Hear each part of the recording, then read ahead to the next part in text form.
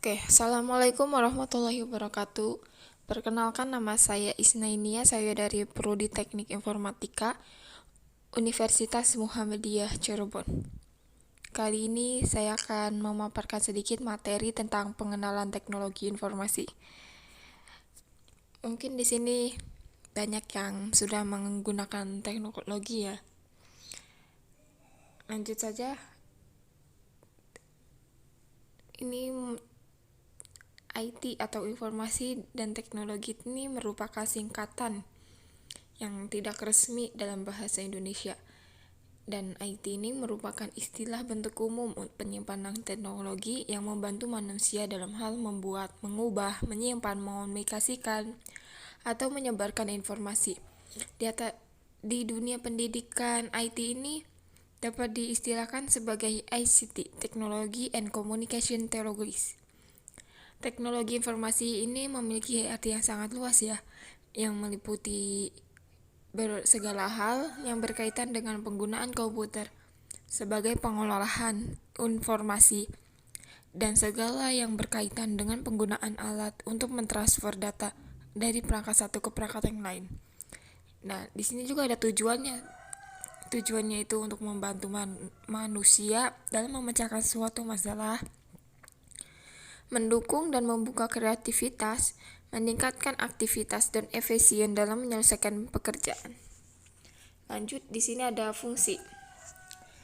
Fungsi teknologi ini sebagai menangkap yang pertama. Ini dapat mengklasifikasikan catatan-catatan secara detail dari berbagai aktivitas. Misalnya menerima input dari keyboard, skincare, mic, dan lainnya.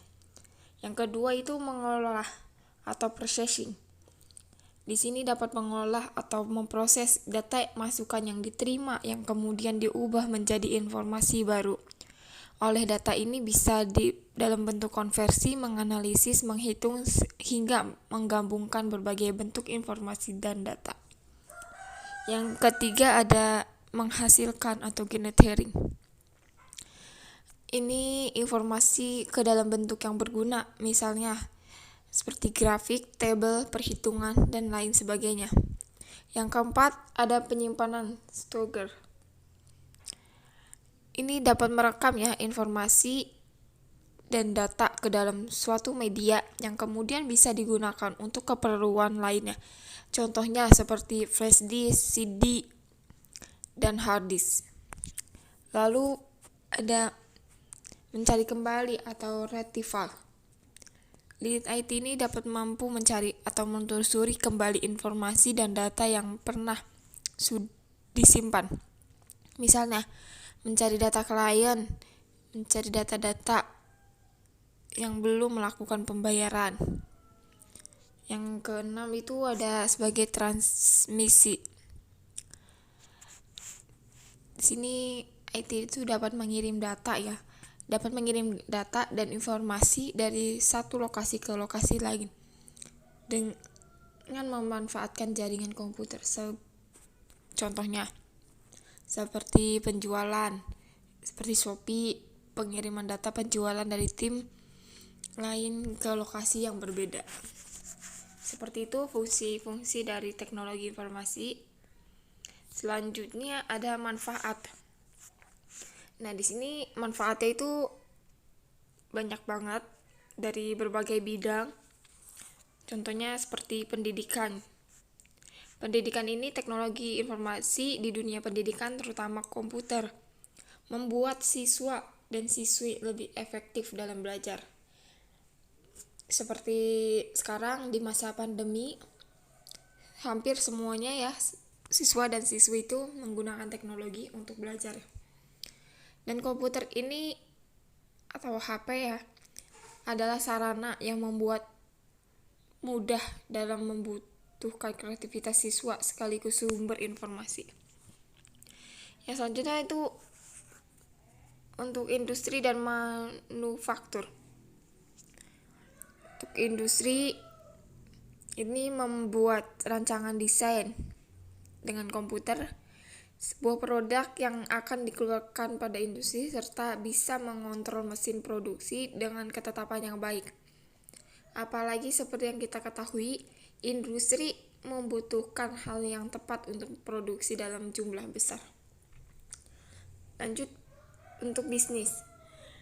Untuk bisnis ini membantu dalam transaksi seperti pembayaran, menyimpan berkas yang lebih aman, dan sistem perbankannya yang lebih maju, serta akses dapat dikontrol dengan mudah, cukup dengan teknologi saja.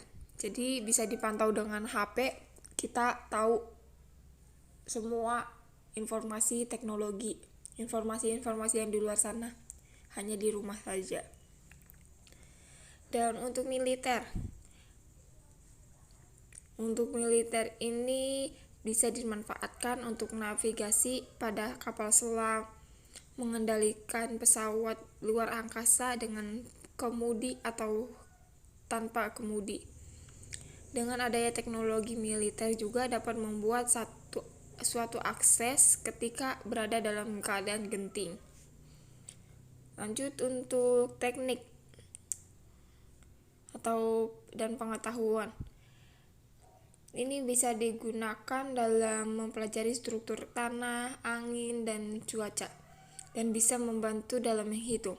Dalam suatu akses ilmu pengetahuan pun berterbaran di mana-mana, dapat diakses dengan mudah cukup dengan jaringan internet. Begitupun dalam bidang teknik dan proyek-proyek tertentu. Untuk kedokteran ini bisa dimanfaatkan dalam mendiagnosa suatu penyakit dan mengambil gambar semua organ tubuh dengan komputer. Bahkan teknologi merupakan bagian yang tidak bisa terpisahkan dengan kedokteran saat ini, seperti scan, radional, maupun USG. Untuk pemerintahan, ini dapat mengaplikasi suatu data dan informasi yang ditunjukkan ke masyarakat, sehingga apa yang terjadi di suatu daerah tertentu dapat diketahui secara cepat dengan teknologi. Lanjut untuk hiburan. Untuk hiburan ini bisa digunakan untuk membuat animasi, bermain game, desain grafis, supaya lebih baik dan menarik. Dan kini bahkan programmer tertentu sekaligus lapangan pekerja lainnya sangat membutuhkan teknologi ini di bidang hiburan. Lanjut, ini ada komponen-komponen yang membantunya adanya IT. Yang pertama itu hardware. Hardware ini perangkat komputer yang digunakan oleh seorang operator yang terdiri dari prosesor, memory card, peripheral atau input dan output divisi, dan kabel data. Selanjutnya ada software. Software ini perangkat lunak. Perangkat lunak ini media yang menjambani antara hardware dan operator. Software ini dapat membantu mengoptimalkan fungsi hardware dengan menerjemahkan berbagai instruksi yang diberikan oleh operator. Yang ketiga ada infoware. Ini suatu dokumentasi dari sebuah informasi atau data. Lanjut, yang keempat itu ada firmware. Media tempat untuk menyimpan yang permanen.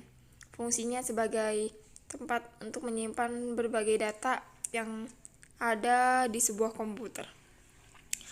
Yang terakhir ini yang paling penting ada firmware. Ini komponen yang paling penting dari teknologi informasi. Tanpa adanya hardware, maka komputer tidak akan bisa jalan atau beroperasi, karena sebenarnya fungsi komputer itu adalah alat penunjang kebutuhan bagi user atau firmware. Selanjutnya ada dampak negatif dan positifnya ya. Dampak positif dulu. Di sini dampak positif dibagi lagi dalam beberapa bidang. Dalam bidang pendidikan ini, seperti yang kita ketahui, teknologi ini sangat berfungsi di masa pendidikan, di masa pandemi seperti ini, untuk proses pembelajaran yang untuk dari sisi waktu dan biaya pun ini sangat mengefisienkan, dan ini proses belajar yang terus berkembang. Seperti e-learning dapat dikembangkan sekaligus untuk mengajar, memberikan tugas, hingga tanpa tempat pengumpulan tugas secara daring. Untuk kesehatan, ini salah satu penerapan pada manajemen rekam medis menggunakan kartu pintar. Hanya dengan memasukkan data pada kartu itu, tenaga medis atau yang berkepentingan bisa memperoleh riwayat penyakit pasien yang menanganinya, dan juga dipakai pada pencitraan alat-alat medis seperti scan atau MRI. Lanjut untuk bidang transportasi, ini seperti teknologi pesawat terbang. Pada pesawat terbang terdapat fitur pilot otomatis yang dikendalikan dengan program komputer. Untuk bidang bisnis jasa pengiriman. Untuk bidang jasa pengiriman ini semakin maju. Jika dahulu pengirim paket tidak tahu kapan akan sampai, sekarang paket yang dikirim dapat dilacak posisi secara real time.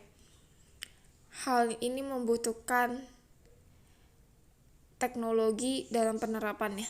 Untuk bidang bisnis diterapkan pada perdagangan secara elektronik atau e-commerce. Fitur ini memerlukan jaringan komunikasi internet yang memudahkan dua atau banyak pihak untuk melakukan transaksi tanpa harus bertemu secara fisik. Untuk bidang perbankan, ini perbankan fitur internet m-banking ya. Nasabah bisa dengan mudah melakukan transaksi perbankan hanya dengan membuka situs layanan dari bank. Bahkan sudah berkembang pula mobile banking yang memungkinkan transaksi perbankan dilakukan lewat ponsel pintar. Ada dampak negatif. Dampak negatif ini dibagi menjadi 4. Pelanggaran hak cipta kemajuan yang disalahgunakan oleh orang yang tidak bertanggung jawab, biasanya terkait pelanggaran hak cipta. Yang kedua ada kejahatan siber yang dilakukan secara online dengan memanfaatkan teknologi atau jaringan komputer. Contohnya, kejahatan seperti membajakan kartu kredit, penipuan online, dan sebagainya. Yang ketiga ada pornografi, perjudian, dan penipuan. Ketiga hal tersebut sangat marak di dunia online dan menjadi sisi negatif dari teknologi. Namun sebagian negara melegalkan pornografi dan perjudian terkait aturan-aturan tertentu.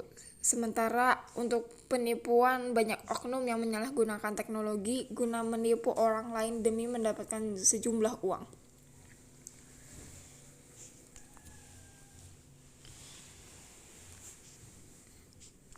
Ya, segitu saja pemaparan dari pengenalan teknologi informasi. Saya harapkan semuanya mengerti dan terima kasih atas waktunya. Assalamualaikum.